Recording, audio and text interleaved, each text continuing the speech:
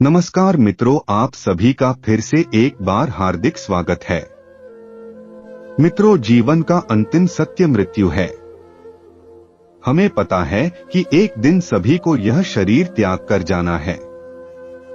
एक आत्मा ही है जो अजर अमर है, जो एक शरीर छोड़कर दूसरा शरीर को धारण करती है, लेकिन धार्मिक मान्यतानुसार इसके मध्य हमारी मृत्यु के बाद आत्मा यमलोक की ओर चली जाती है। यमलोक नगरी तक आत्मा कैसे पहुंचती है और कैसा होता है ये सफर? आइए आज हम आपके साथ मृत्यु के बाद आत्मा का सफर से जुड़ी कुछ रोचक बातों को साझा करते हैं। मृत्यु के बाद व्यक्ति की आत्मा प्रेत रूप में एक दिन में 200 योजन यानी 1600 किलोमीटर चलती है। एक योजन 8 किलोमीटर का होता है। इस तरह एक वर्ष में आत्मा यमराज के नगर में पहुंचती है। वैतरणी नदी को छोड़कर यमलोक का मार्ग 86,000 योजन है। वैतरणी नदी बहुत ही भयानक है, जिसे पार कर पाना बहुत ही कठिन है। यममार्ग में 16 पुरियां यानी नगर हैं। ये सभी नगर बड़े ही भयानक हैं। इस मार्ग में बहुत कम समय से लिए व्यक्ति की आत्मा को महीने में एक बार ठहरने का अवसर मिलता है। यहाँ आत्मा अपने पूर्वजन्म के कर्मों और परिवार के लोगों को याद करके दुखी होता रहता है।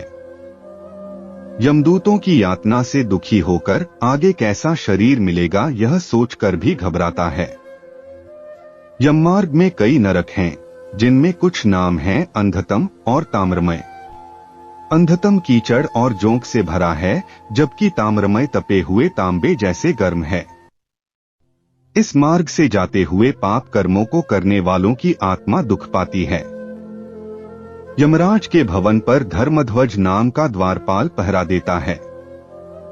यही चित्रगुप्त को पापी लोगों की आत्माओं के यमलोक में आने की सूचना देते हैं।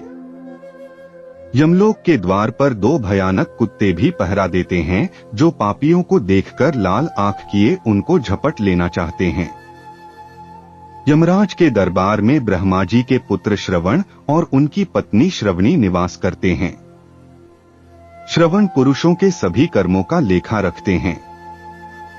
ये पुरुषों की सभी बातों को दूर से ही सुनकर उनके पाप पुण्य का लेखा जोखा रखते हैं।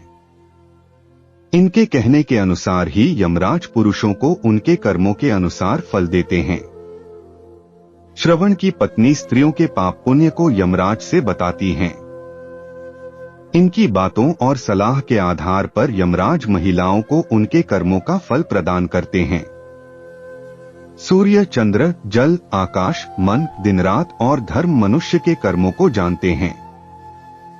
यमराज व्यक्ति के कर्मों का हिसाब करते समय इन्हें भी गवाही के लिए बुलाते हैं।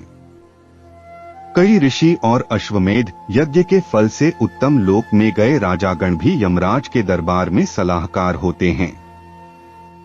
सभी से विचार और सलाह लेने के बाद यमराज व्यक्ति को दंड और उसके अगले शरीर के बारे में विचार करते हैं।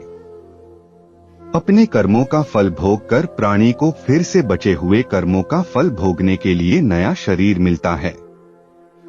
इसलिए दोस्तों, अपने कर्मों का फल मनुष्य को स्वयं भोगना पड़ता है। इसलिए जिस भाई को इस कहानी में जरा सा भी विश्वास है, तो आज से बुरा काम करना छोड़ दे। धन्यवाद। मिलेंगे नेक्स्ट वीडियो में।